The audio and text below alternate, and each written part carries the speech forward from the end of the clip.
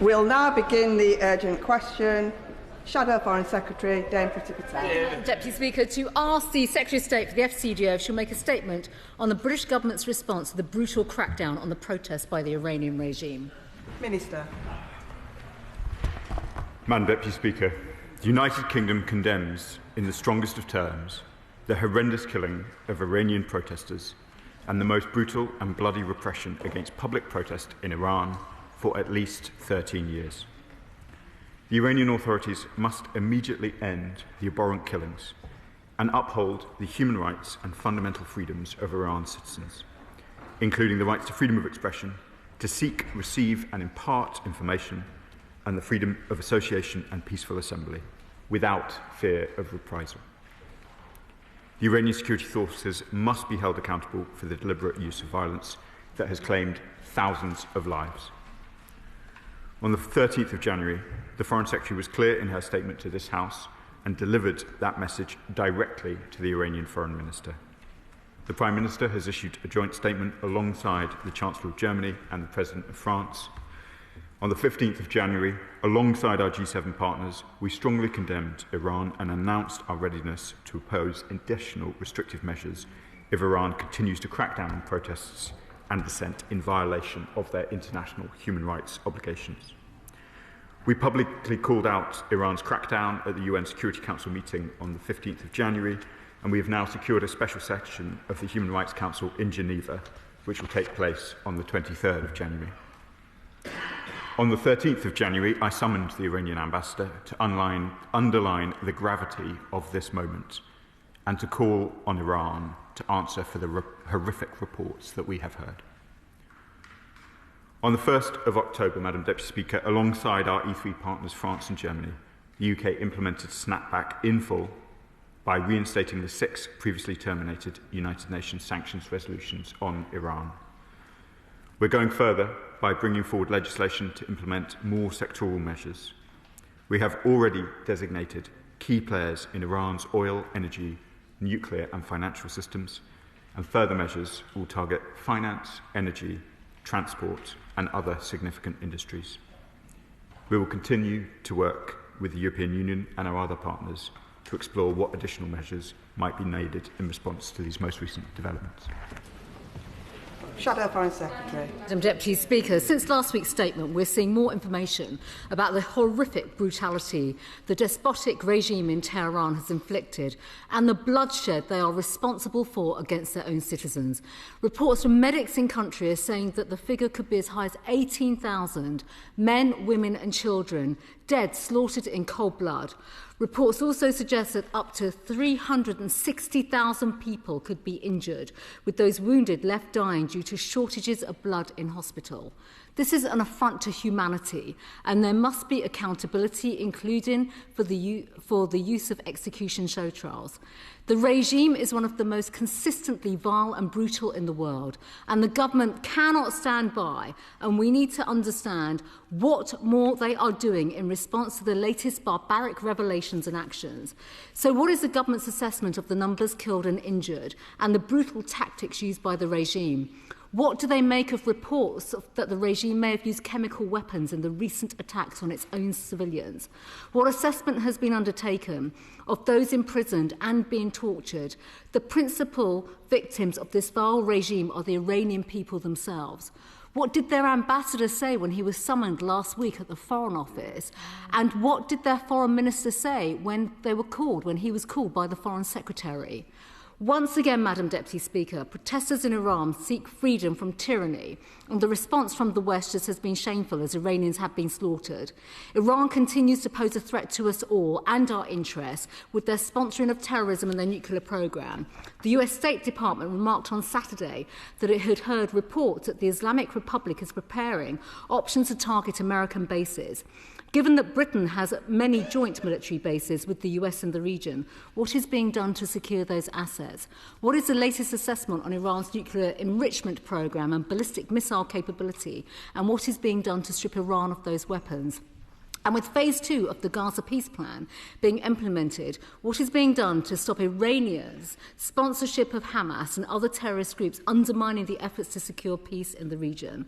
This is not a time to be timid, as the response to these continued atrocities continues to be shamefully muted. Minister. Madam Deputy Speaker, the Right Honourable Lady asks important questions. Let me turn first off to the question of numbers. I do not want to give the House an artificial sense of precision when the internet remains restricted since the 8th of January. There clearly have been many deaths. We believe them to be in their thousands. We will not put a more precise figure on it at this time, because to do so would be at risk of misleading the House that we have a more precise picture than we do.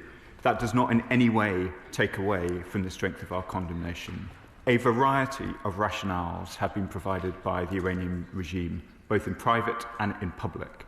They have claimed that they were responding to armed protesters. They have complained that others are seeking to interfere in their internal affairs.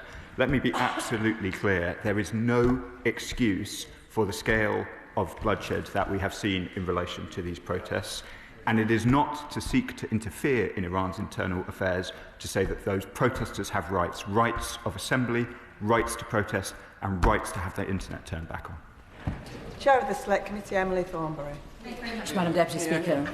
I know that the Minister shares with me, and probably most of the House, a deep affection for the Iranian people, for their beautiful country and their extraordinary culture, which makes the killing that we have seen, the terrible violence that we have seen, even worse than we could possibly imagine.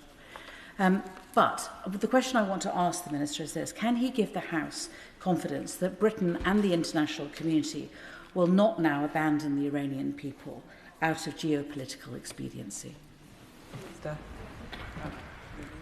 Madam Deputy Speaker, we will not. The Iranian people, as I said in my answer to the Shadow Foreign Secretary, have rights. They are rights that we hold dear in this place. They are rights we hold dear in this country, and we will continue to press these points with the Iranian regime. Liberal Democrat spokesperson Calum Miller. Thank you, Madam Deputy Speaker. Since the Foreign Secretary's statement last week, Ayatollah Khamenei has confirmed the death of thousands of protesters. Yet he has again deflected responsibility for the brutal crackdown by his regime. The Foreign Secretary told the House last week that sanctions against the leaders of the regime and the proscription of the Iranian Revolutionary Guard Corps relied upon new legislation or instruments. We have waited too long for this. Will the Minister today give the House a date by which this will be introduced? Can the Minister give an update on internet connectivity? What is the UK doing with our partners to help restore internet access so that people in Iran can communicate and so that evidence can be gathered to hold the regime to account? And finally, what dialogue have ministers or officials had since last week about the Liberal Democrat proposal to pursue through the United Nations an International Criminal Court investigation into crimes against humanity perpetrated by the regime? Minister. Madam Deputy Speaker, I'm sure my Liberal Democrat colleague knows that the processes of the ICC are independent of the decisions of ministers here, and rightly so. Turning to his other questions, Madam Deputy Speaker, you will know better than anyone. I won't presume to dictate dates in which the House might pass legislation. I can confirm that we are progressing that legislation at pace. I'd just like to say a little bit about the impact of the sanctions that we have introduced, including most recently. I know the House is aware that we now have over 550 sanctions on Iran. Most recently, in October, we sanctioned the IRGC financier Ali Ansari. As an indication of the scale and the efficacy of our sanction regime, I'm pleased to confirm to the House that has led to the freezing of over £100 million worth in UK property. There is exposure from Iran to the UK, and we will take every step required. Dan Carden. Thank you, Madam Deputy Speaker. We must not be indifferent to the pleas of the Iranian people. What we're seeing is absolutely horrific, and I welcome sanctions, but we have to be honest. Sanctions are unlikely to change the behaviour of this brutal, murderous regime. The people of Iran are fighting for their freedom. It's possible that the US may still intervene. And can he reassure me that the UK government is thinking about how it can offer meaningful support to the people in Iran who are fighting for their freedom? Madam Deputy Speaker, I've set out the position that we are taking in relation to these issues. I would not wish to give the impression to the House that those protesters are not at risk. Clearly they are, and we've seen the devastating consequences of regime behaviour in the most recent days. We will do everything that we can to ensure that the rights of those protesters are protected, and we're discussing closely with our allies what steps we can take. Sir David Davies. This is a despicable regime that goes in for state terrorism both at home and abroad. Its principal instrument of its terrorism abroad is the IRGC. This is now the 6th time I've called on Prime Ministers and Ministers. When are we going to proscribe the IRGC? The excuse historically given is we want to keep our embassy open. It's now shut, demonstrating quite how futile this argument is. When are we going to proscribe this terrorist organisation? Madam Deputy Speaker, I just want to be clear about the status of our embassy in Tehran. While it is true that we have withdrawn our staff, we have not closed our embassy.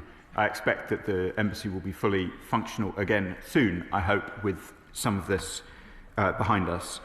The questions around the IRGC, which I know the Right Honourable Gentleman has raised on a number of occasions, as have others in the House.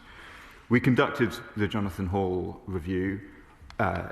Jonathan Hall found that it is important that we have a tool that is focused on the particularities of the threats from Iran and the IRGC.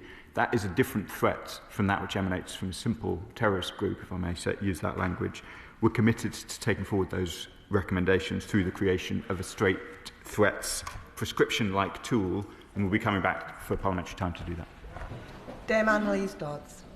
Thank you, Madam Deputy Speaker. Chillingly, the head of the Iranian judiciary has publicly called for the acceleration of executions of protesters. The killing in Iran is not stopping. Last week, when the Foreign Secretary talked of further sanctions and sectoral measures, she linked those to the nuclear industry.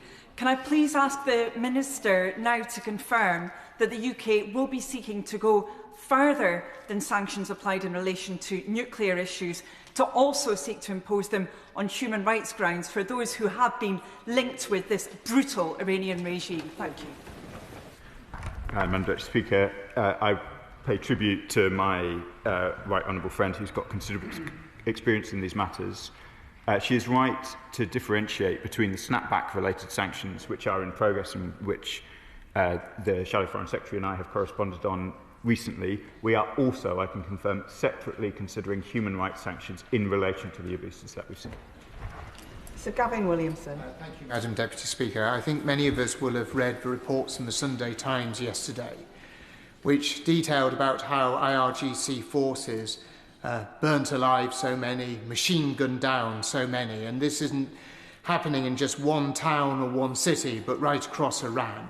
We have very few levers in this country to make a difference, but one of them is to prescribe the IRGC.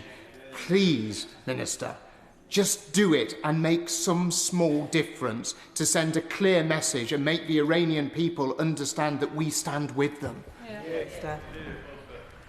Madam Deputy, I don't have a great deal to add to the answer I've already given to the Right Honourable Gentleman opposite, but I would say we are under no illusions about the threat that the IRGC pose. The Right Honourable Gentleman talks about what they are doing in Iran. Nobody on this side of the House has lost track of the fact that there have also been more than 20 plots linked to Iran, linked to the IRGC in this country as well. That is why it's so important to us that we have a tool focused on the particularities of a state-based threat rather than treating them just as terrorists. James Nash. Thank you, Madam Deputy Speaker. The world has been appalled by the scenes of bloodshed that we have seen. Can I ask the Minister to outline what discussions the Government is having with our G7 colleagues and European colleagues to make sure that we send out a united message of condemnation and a common demand for the rights of the Iranian people to be respected? Minister. I can confirm to the House that both the Foreign Secretary and I have been in extensive discussions over the last few days, and I expect those to continue this week, including at Davos. Monica Harding. Madam Deputy Speaker, the Iranian government is massacring civilians. Brave and young protesters are risking their lives for freedom and dignity against a violent and corrupt regime, and the Minister has spoken about the thousands that we fear have lost their lives, and the Times are reporting that up to 16,000 people may have died, and this in darkness, in an age when we can see news as it happens in the palm of our hands. We see nothing because of the internet crackdown. So what is the government doing to support internet access across Iran so that we can collect evidence to hold the perpetrators to account for this brutality? Madam Deputy Speaker, the Honourable Lady asks important questions. We are working with our allies and we continue to press the Iranians, both in public and in private. They must restore internet access. James Chionwara. Thank you, Madam Deputy Speaker. The brutal regime in Iran has destroyed so many lives, and as a woman and as a feminist, I want to pay particular tribute to the brave women of Iran fighting for their freedom against such odds. They were promised support by President Trump. Can the Minister say what form that support may take and what involvement the UK may or may not have, and whether it is dependent on executions taking place? And on the technical front, can he write to me in my role as the chair of the Technology Select Committee and explain exactly how the Iranian regime was able to turn off access to the internet?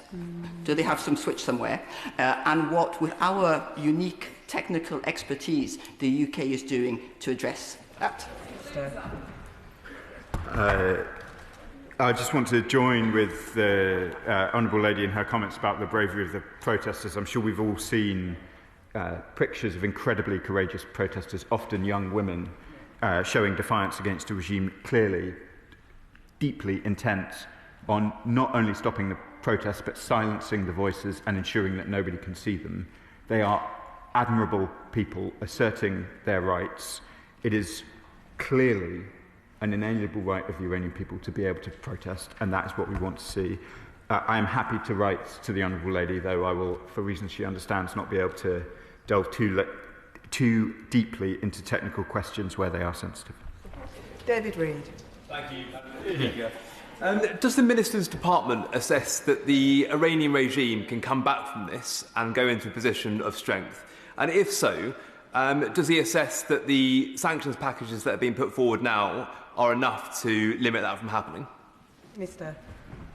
Madam Deputy Speaker, I'm grateful for the opportunity to set out our position on the future of Iran. That is clearly a matter for the Iranian people. What we are pressing, what we are focused on, is the Iranian authorities ensuring their people can exercise their right to peaceful protest.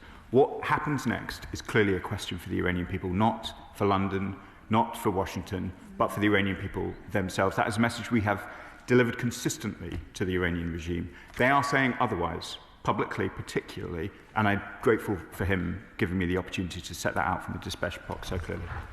David Taylor. Thank you, Madam Deputy Speaker. The Trump administration initially indicated that they would protect protesters when they came out, and came out they have done. Droves have come out, but of course, as many others have indicated, there are thousands upon thousands who are now being killed. I know we worry about outside interference, but if you listen to a lot of these protesters, they are of course actually demanding some help from outside. And I don't want to be standing, I'm sure the rest of us don't want to be standing here in a few years' time where we look back and we think, what if, given that we've just gone through the Syria civil war where 500,000 died when a simple, well not simple, but a straightforward no-fly zone could have protected them from being killed. So could I urge ministers to keep absolutely everything on the table and to talk to partners about what possible ways we might be able to degrade the IRGC's abilities to be killing thousands of protesters, because I don't think it's going to stop. Minister. Madam Deputy Speaker, I'm grateful to my honourable friend for his continued commitment to these issues and indeed to those in Syria, which he's been engaged in for some time. As I said earlier, we are deeply concerned about the use of violence against protesters. We strongly condemn the killings of protesters, and they must be able to exercise their right to peaceful protest without fear of reprisal. Anneliese Kearns. Thank you, Madam Deputy Speaker. There are reports the US is planning airstrikes or action in Iran. Following the US's last airstrikes in Iran, in response they fired rockets at Al Udeid Air Base in Qatar. Now that is co-located, that base, which is recently partly evacuated, with the prison in Qatar, where Matthew Pascoe is being detained. So can the government please advise the House what they are doing to make sure that Matthew Pascoe will be safe and any British nationals who may be in the nearby area, but also what is being done to ensure the safety of the Foremans who continue to be held in Evin prison. And we know in the past that Iranians often will seek to overthrow the prisons rightly because of all those who are being held unjustly there. Minister. Madam Deputy Speaker, the Honourable Lady asked a series of important questions. On our general posture in the region, I don't want to comment in great detail about force protection questions in relation to our bases, though I'm sure she'll be aware of reports. We're working closely with our American counterparts on those questions.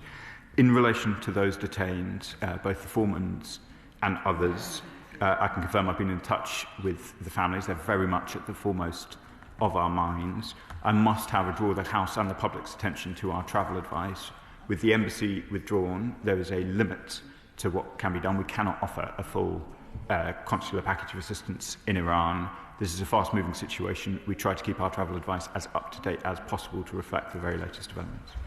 Ruth Cadbury. Thank you, Madam Deputy Speaker. For almost 50 years, Iranians have found refuge in the UK, and many have made their homes in West London. One wrote to me saying that even after 20 years, Iran still runs through his veins.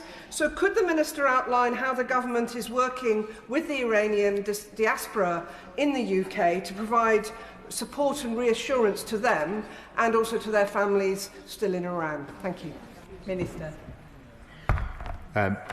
Madam Deputy Speaker, I know how many families in the UK will feel very personally affected by developments in Iran. Of course, where there are consular-related questions, that is very much on our minds, both dual nationals and mono-nationals. In relation to wider community concerns, I'm afraid it's a question for MHCLG. Vicky Slade. Thank you, Madam Deputy Speaker. My British Iranian residents are deeply worried about their families, and the Minister has said that he hopes the embassy will reopen soon, but time isn't on the side of the Iranian people. So when is soon likely to be, and how quickly should we be expecting the prescription of the IRCG? Minister. Madam Deputy Speaker, I don't want to sound evasive either about the delicate decisions that we need to make about posture across the region or indeed about parliamentary time, but I'm afraid I'm not able to be drawn any further on either. Rachel Blake. Thank you, Madam Deputy Speaker. The last few weeks I've been inundated with communication from constituents who are part of the Iranian diaspora. It is very difficult to convey the extent of their agony about the lack of contact with their family and the fear that they feel for their loved ones. They have said to me they really want to see the strongest possible action on sanctions, and they want to see the fastest possible progress on prescribing the IRGC. I've listened carefully to what the Minister had to say about the particularities of state-backed terror. I would ask him now to set out in some more detail about why he believes that that will take some further time in order that we can actually tackle this vile state-backed terror that is affecting us all so much. Minister. Madam Deputy Speaker, I'm grateful to my honourable friend both for the question and I know the care she puts into these issues in her constituency. The Jonathan Hall review sets out some of the reasons why, in his view, a state-focused prescription-like tool is necessary. We accept those recommendations and we intend to legislate. Stephen Flynn. Thank you, Madam Deputy Speaker. There appears, and in fact there is, a shared horror across the chamber at the killing of protesters in Iran, just as there is a shared condemnation of this brutal regime, just as it appears that there is a shared view that the IRGC should be prescribed. Now, I've listened carefully to the Minister's answers, but I would gently suggest to him that he has a consensus, and he should use that consensus to prescribe the IRGC as soon as possible to send that clear message to the Iranian people that we stand with them. Minister. Madam Deputy Speaker, the honourable gentleman's points are well noted. Just for the clarity of the House, the legislation will be Home Office rather than Foreign Office legislation, but I'll certainly pass on the strength of his feeling to the Security Minister. Alex Thurber. Thank you, Madam Deputy Speaker. The Islamic Revolutionary Guard is undertaking and leading, actually, the brutal repression and murder of so many Iranians fighting for their freedom. But we know that the IRGC used 2 registered cryptocurrency exchanges to move approximately $1 billion since 2023, evading international sanctions. ZSX and ZCION routed funds between RGC-controlled wallets, offshore intermediaries and Iranian crypto companies. What's the government doing to ensure that the RGC cannot be funding this brutal crackdown through British-based companies? Minister. If my honourable friend writes to me, I'm happy to provide a more detailed answer in writing, but clearly our sanctions regime is wide-ranging and any British companies would need to be taking very careful attention to it. It sounds, on the face of it, like this would not be consistent with our arrangements, but please, if you write to me, then I'll respond. Dr Andrew Merriton. Thank you, Madam Deputy Speaker. The Minister and I share a dubious distinction, that is, having summoned Iranian ambassadors, but does not agree with me whether it's Ambassador Mousavi or Ahmadinejad or Abbas Araghchi. It doesn't really matter because they're not the problem. The problem is the IRGC and its constituent parts. And will he accept that Jonathan Hall KC's review is not particularly controversial? He makes recommendations that would effectively get around the problem he has around prescription of state actors. There's cross-party agreement, and agreement right across this House that would get this measure through in a day. And it's not as if we don't have enough time, as today's cancellation of business has shown. Minister. I'm wounded, Madam Deputy Speaker, for the comparison to be dubious. On time, I would gently say to my predecessor that there was rather a lot of time. Glad to see the Foreign Secretary in his place. There was rather a lot of time over the last 14 years to pass these things, but we've done the whole review and we're committed to implementing it. Gareth Stowell. Thank you very much, Madam Deputy Speaker. Madam Deputy Speaker, the brutal regime in Iran is well known to be attacking its own people at home, but it also poses one of the largest credible threats to Jewish people here in the UK. And as the regime is currently blaming Israelis and Jews and Zionists for being responsible for the protests, can the Minister set out what discussions are happening across government to make sure that those proxies and agents that we know are in the UK are being monitored to make sure that the Jewish population in the UK don't feel the backlash as a result of the protests in Iran? Minister. I have said repeatedly in no uncertain terms, as has the Foreign Secretary, to our Iranian counterparts, that any threat in the UK to British people of any faith or denomination in any building, and indeed any other diplomatic premises in the UK, will be treated with the utmost seriousness. I've reiterated that strength of feeling to a range of representatives from the Jewish community in the UK, and I'm happy to reiterate it again from the dispatch box. Sir Julian Lewis. Yeah. Last Tuesday afternoon, President Trump took a short break from attacking America's NATO allies to write on Truth Social the following: Iranian patriots, keep protesting, take over your institutions, adding, help is on its way. Has the government the faintest idea of what he was talking about? Minister. Madam Deputy Speaker, US posture and policy towards Iran is, I'm afraid, a matter for the US government. Dr Peter Prinsley. Thank you, Madam Deputy Speaker. Many in this House are concerned about the malign influence of the Ayatollahs in our own country. There has been dreadful slaughter on the streets of Iran, but curiously little protest on the streets of Britain. What a contrast to the regular protests, sometimes intimidatory to local Jewish people, about the terrible war in Israel and Palestine. Could the aforementioned malign influence explain this? Minister. Madam Deputy Speaker, as the Home Secretary has said, we are aware of the very considerable concern that the ongoing protests have caused, particularly in places of real sensitivity outside synagogues, etc., and we're taking measures to address it. Dr. Al Pinkerton.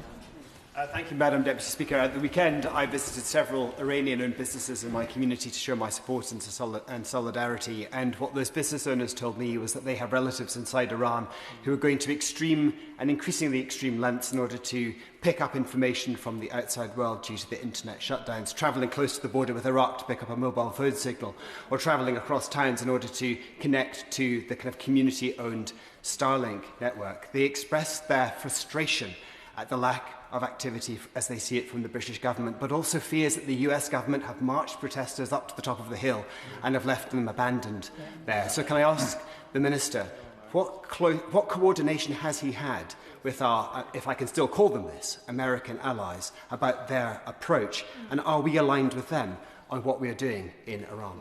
Minister. Madam Deputy Speaker, I understand the degree of anxiety within Iran. The restriction of the internet since the 8th of January is obviously a source of real concern, both to clearly Iranians in Iran, to those with family links there, and of course to those few but nonetheless profoundly affected British families who have loved ones detained, who are also suffering from these restrictions. As I said earlier, clearly US policy and posture towards Iran is a matter for them, but we are in close consultations and discussions with our American and indeed other counterparts. David Pinter. Thank you, Madam Deputy Speaker, and I share the Minister's horror at the brutal repression we have seen in Iran. Hendon is home to a large and vibrant Iranian community, and we are all horrified beyond words to see the savage, murderous violence being meted out by the Iranian regime against protesters. But is not the reality that, even when there aren't protests in the street, the regime is engaged in industrial levels of violence against its own people, with executions in Iran more than doubling in the last year alone? Does the Minister agree with me that we must keep up the pressure on the Iranian regime to end this barbarity once and for all and let the Iranian people exercise their fundamental rights? I do. We've spoken in some detail about the current events in relation to the protesters, but I can also confirm to the House that we oppose any and all executions in Iran, as we do across the world. Richard Tice. Thank you, Madam Deputy Speaker. As thousands of brave Iranian protesters are slaughtered on the streets of Iran, I was humbled yesterday to speak in front of thousands of wonderful Iranians here in Whitehall. And they asked me to ask the government a simple question. How much more will it take this government to do the right thing and prescribe the terror group, the IRGC, and while they're at it, prescribe the Muslim Brotherhood? Minister. I'm grateful to my Lincolnshire colleague for the question. I don't have a great deal more to add on the IRGC discussions that we've already had this afternoon, where the Muslim Brotherhood is a term that covers a whole range of groups, including, of course, depending on how you want to consider it, Hamas itself. Where there is a violent threat to the UK, then we will, of course, take prescription action as necessary. John Slinger. Thank you, Madam Deputy Speaker, and I thank the Minister for his statement, and I condemn the violent oppression of the Iranian people. Will the Minister join me in paying tribute to the work of the BBC World Service and the BBC Persian Service, both in getting free journalism and the truth into that country, and also getting their stories of bravery and courage and suffering out to the wider world? Minister. I will. BBC World Service and indeed BBC Persian are a lifeline, as so many other of the World Service channels are, and I pay tribute to the vital work that they do in reporting even amongst the most difficult circumstances. Sven Opsejecti. Deputy Speaker. If I may, I just wanted to return to the topic of Craig and Lindsay Foreman. The Minister will obviously be aware that they've now been imprisoned for over a year and are currently in Evin prison, regarded as the harshest prison in Iran. Since the outbreak of violence in Iran in recent weeks, can he just give us an update in the House as to their medical condition, and can he give us any assurances in terms of the current medical condition and the last time he was informed of their medical condition, whether they are currently still safe? Minister. Madam Deputy Speaker, I'm sure the honourable gentleman will appreciate I don't want to provide too much personal information to the House, but I can confirm that we have had consular access relatively recently, and I've spoken to the families, I think, twice since the protests began. They're very much at the foremost of my mind. Jonathan Davies. Thank you very much, Madam Deputy Speaker. These scenes from Iran are absolutely barbaric, and those executions that we are aware of are an affront to human dignity. But often wherever you look around the world, you see the malign influence of Iran, including here. And our own National Security Strategy published in June last year highlighted that. So can the Minister assure me that our law enforcement is taking every step possible to manage that risk? And if I may, just following on from the question raised by my honourable friend, the member for Rugby, perhaps he would like to make a contribution to the BBC Charter Review consultation in respect of the very positive work that the BBC is doing in that troubled part of the world. Minister. I thank my honourable friend for the question. The Foreign Office obviously has a special relationship with the BBC, given our role in the World Service, which we have talked about already in this session. And I can confirm to the House that law enforcement is making full use of the powers afforded them, including under the National Security Act of 2023, and it's under that Act that there has been recent arrests in May of last year of those associated with potential violence. Manuela Pertigala. Thank you, Madam Deputy Speaker. My constituents have contacted me sick with worry. They have not heard from their loved ones for over a week. And there are reports of tens of thousands of citizens being killed now, but the number could be higher because of the deliberate communication blackout. So this is now an international human rights emergency. Will the government now act faster on the proscription of the IRGC, and will the Minister support stronger diplomatic consequences for this brutal regime? Minister. Madam Deputy Speaker, we've discussed the IRGC prescription process, and I don't have very much further to add on the more detailed timing questions she's seeking to press me on diplomatic consequences. I've set out some of the actions we have taken in recent days, and I imagine we'll have more to tell the House shortly, including in orals tomorrow. Chris Fins. Thank you, Madam Deputy Speaker. The scenes that we see in Iran are obviously absolutely terrible. I'm also concerned about the impact that the ongoing situation in Iran is going to have on safety in this country as well. So can I ask the Minister to pass on my thanks to the Foreign Secretary for her decision in her previous role to list Iran under the enhanced tier of foreign influence registration scheme, but can I ask him to be specific as to what difference this will make? Minister. I'm grateful to my honourable friend. Putting Iran on the FIRS regime means that there is a new offence of seeking to act on behalf of the Iranian regime in the UK without properly so declaring. That means that it is harder for people to do this in this country without exposing them to the force of law enforcement. And as I said to my honourable friend from Derbyshire in the last answer, UK law enforcement has proven itself capable of finding these people and ensuring prosecutions. Chris Coughlin. There have been many calls across the Chamber for sanctions and to prescribe the IRGC, which I fully support. But I think we need to be honest that those measures are unlikely to save the lives of protesters from a regime in fear of its survival. But I would point out, however, that the drone strikes against Soleimani, the head of the IRGC in 2020, did influence Iranian behaviour. And an aspect of these protests is that they follow Western military intervention. And as the honourable member pointed out, the US President has explicitly called for them to overthrow the regime. This reminds me of the 1991 Shia uprisings in Iraq, when President Bush did exactly the same in the aftermath of the Gulf War and left them aside to be massacred by Saddam Hussein's helicopter gunships. Is the Minister considering this legacy in his deliberations? Minister. Madam Deputy Speaker, across the Middle East, I'm reluctant to focus on a particular incident in the long and, I'm afraid, fraught history of both interventions and violence that follows. But, of course, we're considering the broader history of the wider region as we consider our response. Dr. Ellie Chowns. Thank you, Madam Deputy Speaker. I share the horror expressed by colleagues from across the House at the brutal, repressive crackdown on protesters in Iran, and I'd like to pay tribute particularly to the bravery of women protesters in particular, fighting for their rights. Among the many concerning stories now emerging is testimony of the use of sexual assault as a weapon of repression. Can I ask the Minister, is this something specifically that he and the Foreign Secretary raised in their interactions with representatives of the Iranian regime recently? And can he set out in more detail to the House the timetable for next steps, including implementation of the additional sanctions that the Foreign Secretary referred to last week? Minister.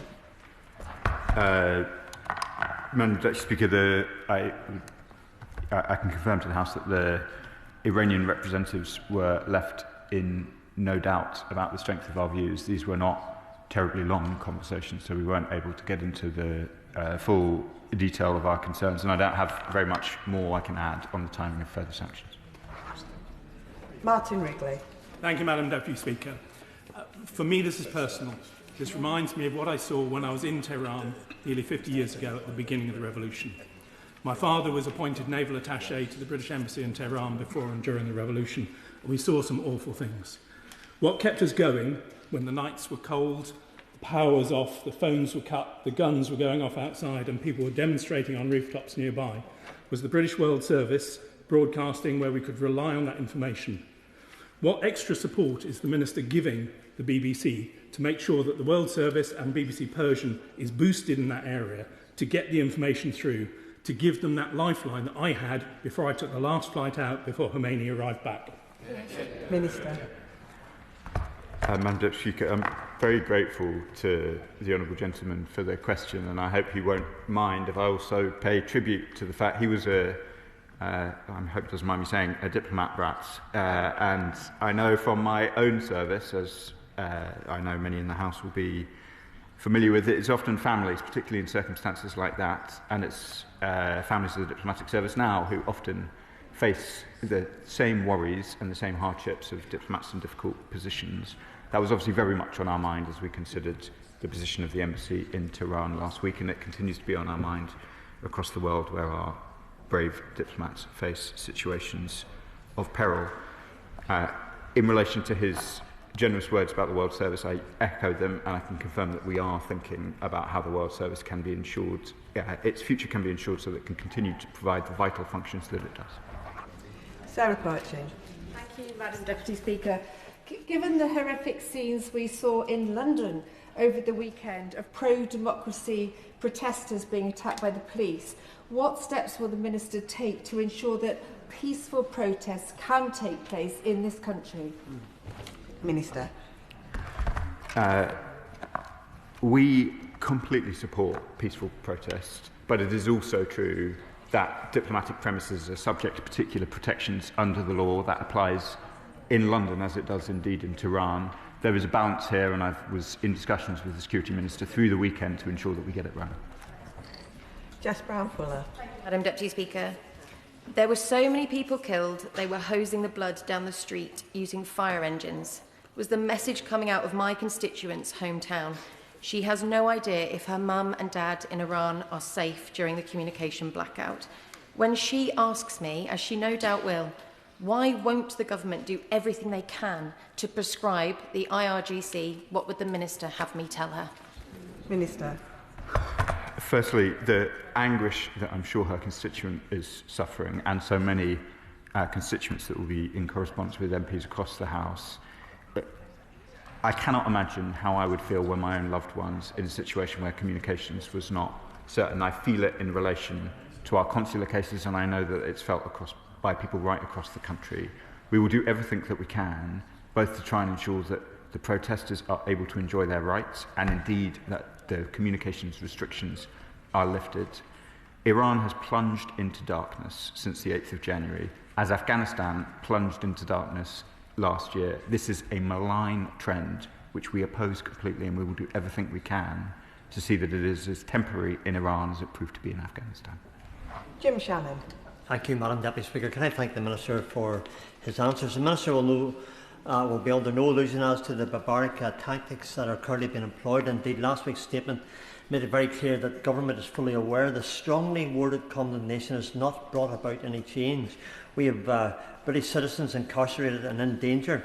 The IRGC have killed thousands. They've shot them in the head, the neck and the face.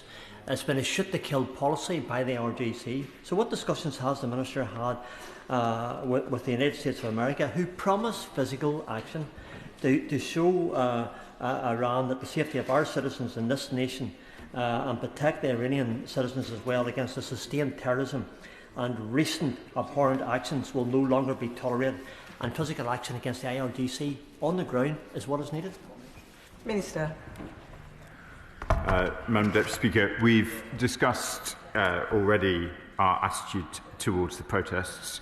We are not threatening physical action against the IRGC in Tehran. What we want to see them do, and indeed the whole of the Iranian regime, is respect the rights of their people in accordance with international norms, ensure that the protesters can exercise their rights and lift these restrictions on them. And that concludes the urgent question, and I'll give a few moments for the front benches to swap over.